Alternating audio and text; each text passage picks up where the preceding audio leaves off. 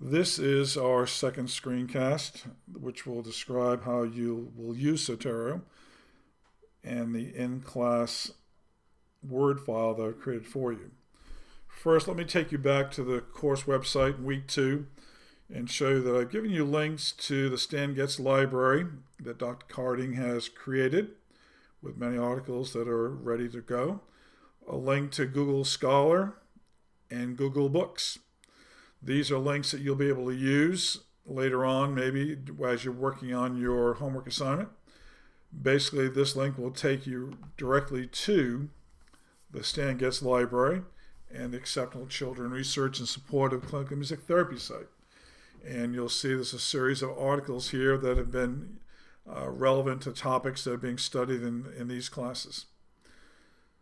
So you may need to log in with your OnePass account in order to get in this the first time. And once you're there, it's relatively easy to get there. The very first one we're going to use actually is in the autism area. And it really is part of this section here. And what I've done to save ourselves some time is to go directly to the article as it exists on the server for the database that's housing this. So the one that we're using here is located right here.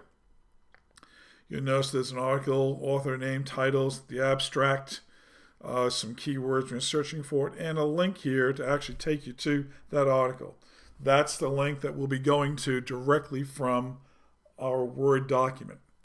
So I'm going to go back there, Command Tab to go back to Word. And you'll notice that I've given you the resource where it's coming from. The top gear is autism. There's the title of that. And I've copied part of the abstract here so we can use that when we're building our citation. So all you need to do really is point at this link and select it, and it will take you directly to the Stan Getz library and that article. You'll notice that it has a full PDF text with it, has some images. We can print it out, email it, save it, cite it, share it with others. What I'd like to do is bring that information directly to my Zotero account, including this full text PDF. In Firefox, you'll notice that the letter Z will change. There'll be a little icon here of a piece of paper. In my version of Safari here, my Zotero letter Z turned into a page icon, and when I point at it, it says save to Zotero. The EBSCO host is where the database is that this is located in. In Chrome, I think you'll find that icon over here in the address area. So if I just click right here while I'm on this website with the actual abstract in front of me, it will bring up a screen down here that says saving to my library. Use the songs to promote independence, full text.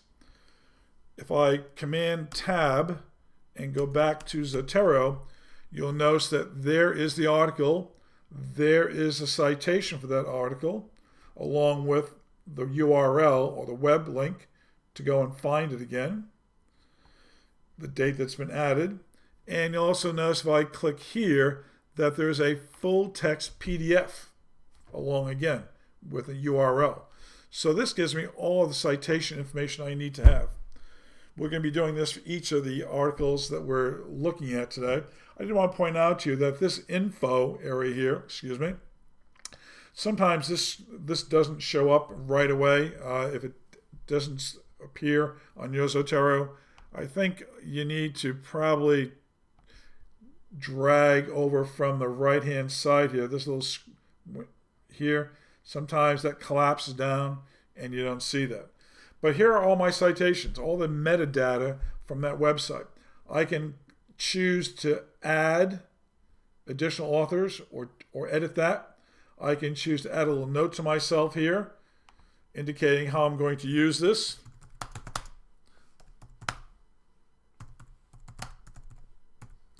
Possibly I want to indicate what's on there as I'm going through this. Excuse the typing here as I'm trying to rush through to get this to you. And that way I can later on go back and say, okay, why did I cite this in my library and how do I plan on using this? So that gives me the opportunity again to add information that I need to have as I'm doing that. So I'm going to leave that there. It's on my standalone. It's on my computer in Zotero. I'm going to go back to the Word document. I've created a link to a Google Scholar resource on affective and anxiety disorders. I'm going to click on that to select that one. And that should, again, take me to the article in this Baywood Publishing Company. There it is. There's the name of the article. There's some linking options there, the volume, where it appeared in the Psychiatry and Medicine journal. There's the abstract that I copied information from that we'll use later on. And you'll notice again that my cursor here is pointing at the Save to Zotero icon. It looks like a page instead of a round circle with the letter Z. I'm going to click that. And again, I'm saving it to my library. This has an attachment, but it may not have a full text PDF included with it. You may need to subscribe to this publication to get the full text access. But if I go back to Zotero, you'll notice again that here's my second one. There is the citation for that, where it's located. Again, I could add a note to that. And then there's a link to the home menu of that Baywood company. That's the database for that article. Let's go and get our third one, which happens to be in Google Books. This is a textbook by Dr. Wendy McGee about the use of music technology in therapeutic and clinical settings. She worked with us here at Berkeley a few years ago and is currently at Temple University in their music therapy department. So let's select that, and that will take us to Google Books and this resource, which I might want to cite in a paper that I'm writing. You'll notice that it brings us to Google Books here, books.google.com. There is the book itself. I can actually look at 23 pages of this if I want to see them and get an idea of what's in there. And again, my icon here now has changed to what looks like a book versus a piece of paper. So I'm going to click on that to save that to my Zotero on my computer. Save it to my library. There it is. And I'm going to go back, Command Tab, to Zotero. And there is my reference and my information for my citation. Again, I can include additional information here by just clicking here and typing in whatever information I need to have in there. Possibly there's a number that goes with that wasn't captured, but I could certainly add that. I could say it's volume 1 and include the edition. This might be the first edition, second edition. If I want to add that material to it, I could do that as well. And I'm going to Command Tab back to my text document here. And the last one we have is from PubMed. There's a link to it. This will take us directly to this article about integrating the iPad in an aphasia program. So this will open up my default browser, which is Safari. And you will notice that here's PubMed, the National Library of Medicine and National Institutes. There are many other databases here as well. Certainly you can see that you can search specific areas besides the one that we've gotten to right now. And again, here's my article. Here's the abstract. Full text is there and other resources. And I have copied part of this abstract to include in the Word document, so you'll see how we do our citations. But again, there's my link to my Zotero to be able to save this citation. It's saving to my library. If I go back to Zotero, you'll notice that there is the citation for integrating the iPad into intensive comprehensive aphasia program. And there is my citations and where it came from, what catalog, and the authors and pages. So I've got those citations. I have 1, 2, 3, 4 that we're going to use. And I'm going to leave Zotero open right now. And I want to go back to my paper here. Because what I'd like to do when you're writing your paper, you may want to click at the end of a paragraph and insert a citation that relates to that article so that the reader will know where you received that information. So we're in Word right now. We're going to click on this icon for script, go down to Zotero, and say, I want to add a citation. When I do that, it will open up Zotero. It will show me the citations that I have saved in there. The one I'm looking for was the very first one on using songs. So I'll click on this one, and I can click OK. You'll notice that I can also choose to add a page number, the specific chapter it might be in, or a column, the issue, if I wanted to. In this case here, there may not be a series of pages, so I'll leave that the way it is. And I'll just click OK here. It will then go back to Word, and notice now I have a citation here for that. I think let's go to the second one here. Let's put this one instead right here after this sentence. And again, we're going to add a citation in Google Scholar. Let's add the citation for affective anxiety disorders. Let's click OK. And you'll notice again that I have a citation here for that, where it came from. Let's do the same thing here, maybe at the end of this paragraph on the technology book. Go back to Zotero, add the citation. There is the citation itself. I could choose a specific page, maybe page 34 through 52, if that is where I'm citing this paragraph. Click OK.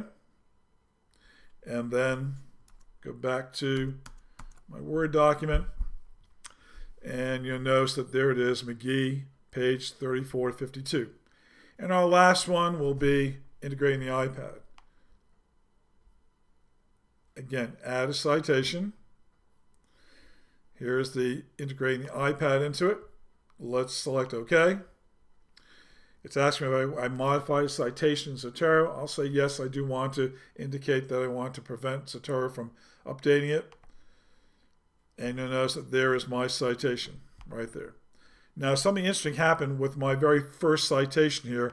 I noticed that this only gave me the year, and I'm thinking that possibly I had something selected in that citation. So I'm going to go back to Zotero. This may not have happened to you. And go back to that song option here. There it is right there. I want to make sure that, yep. And select OK. There, oh, it gave me the wrong one. Interesting. Well, welcome to technology. Let's try that again. Seems to be a little bit confused here. Not quite sure why. It does happen at times. Let me go back to using songs to promote. Kern. There it is, finally. The entire thing is there. Those things do happen. So now I have my citations there. I want to go to a separate page where I've included bibliography and click below that. Because the real magic here is that we've added our citations into our document here. There's one there, one there, one there, one there. And now I want Zotero to build the bibliography based on the citations that we've added to our paper. So now up here in our script area where it says Zotero, I want to add a bibliography. And here is the magic. Wow, look at that. Alphabetically arranged.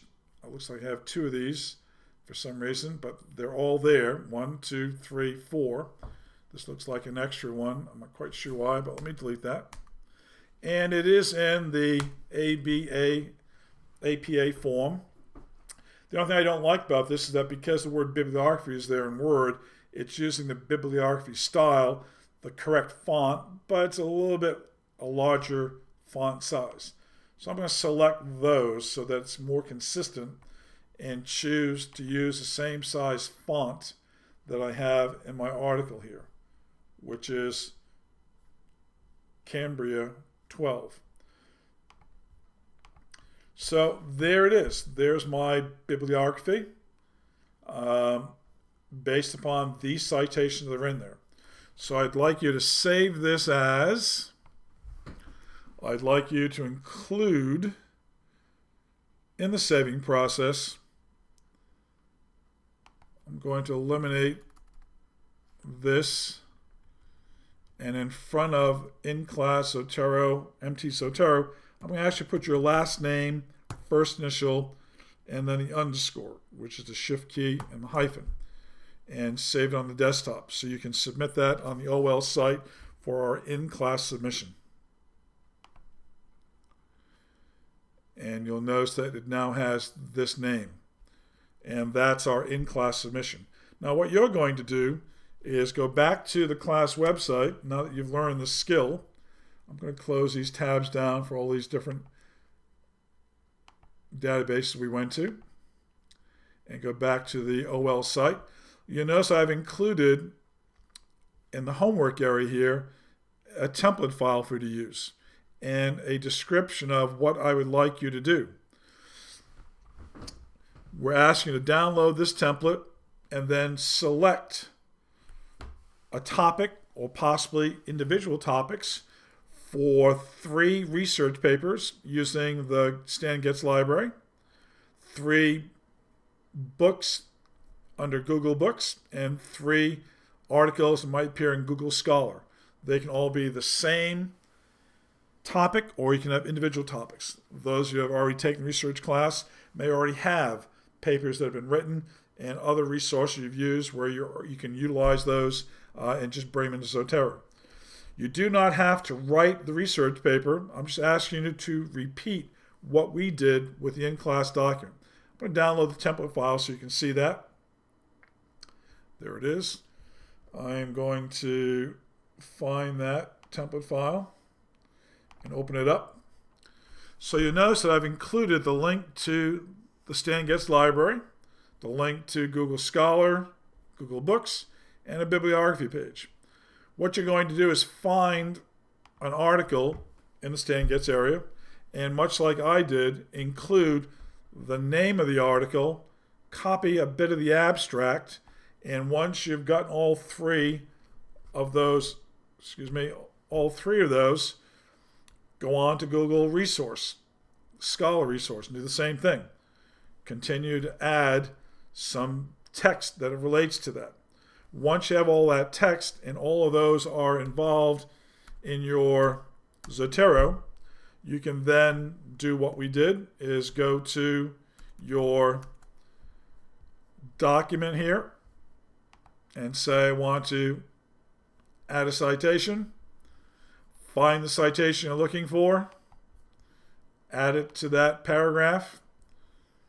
Once you've done all 3 for resources, Stan Getz library, Google Books, you're then going to put this on its own page, insert a blank page there we go, and ask it to build or add my bibliography. Right now I only have 1, so we'll include the citation for that 1.